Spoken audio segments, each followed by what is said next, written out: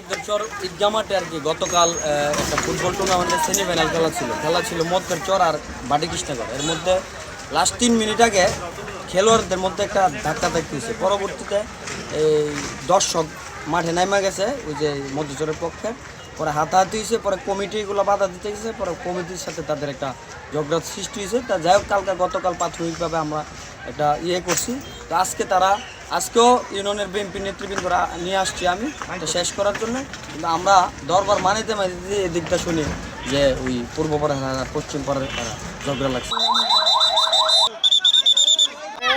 আমাদের শিমুলগঞ্জ ইউনিয়নের সভাপতি মুস্তফা কামাল ভাই এবং সাবেক চেয়ারম্যান চেয়ারম্যান আসছিল, এসে দুনো পক্ষে বাধা দিছে যেটা থেকে আর কোনো ঝগড়া বাধা না হয় আমরা এটা দরবারের মধ্যে সমাধান করো। তাইলে পূর্ববারে বললে আর পরে পশ্চিমবার আমরা স্কুলের মানে সবাইকে নিয়ে বসার পরে এদিক দিয়ে একটা ডাকাডাকি করে পূর্ববার লোক ডাকাডাকি করে অপেক্ষা নেমে পড়ছে। এই পরিস্থিতি আপনারা দেখতেছেন। তারপরে পুলিশ ল্যাব সবার পরে 3-4 ঘন্টা পরে এখন কাজা একটু শান্ত আসছে।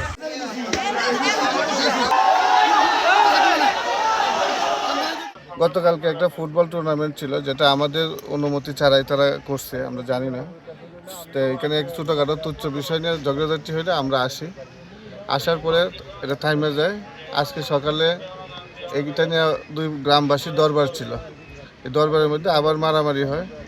প্রায় 2 ঘন্টা ব্যাপী তারা 2 গ্রামবাসী পশ্চিমপাড়া এবং পূর্বপাড়া সংঘর্ষে জড়ায়। আমরা আসার পরে থামানোর চেষ্টা করি। পরবর্তীতে সেনাবাহিনী আসে, ম্যাজিস্ট্রেট আসার পরে এখন পরিস্থিতি নিয়ন্ত্রণে আছে। মধ্যরচরের সময় একটা মারামারি ঘটনা হয়েছে এবং ওখান থেকে যারা আহত হচ্ছেন আমাদের হসপিটালে আসতেছেন চিকিৎসার জন্য।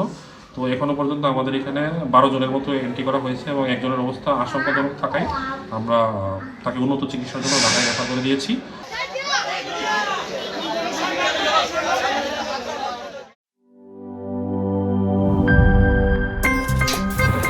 আমার একটা স্মার্ট সিদ্ধান্তে 25% গ্যাসের খরচ কমেছে। ভাবছেন কিভাবে?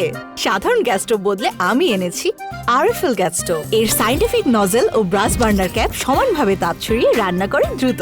তাই গ্যাসও বাঁচায় 25%, টাকাও বাঁচে 25%। আরএফএল গ্যাস স্টোভ নিরাপদ ও গ্যাস সাশ্রয়ী।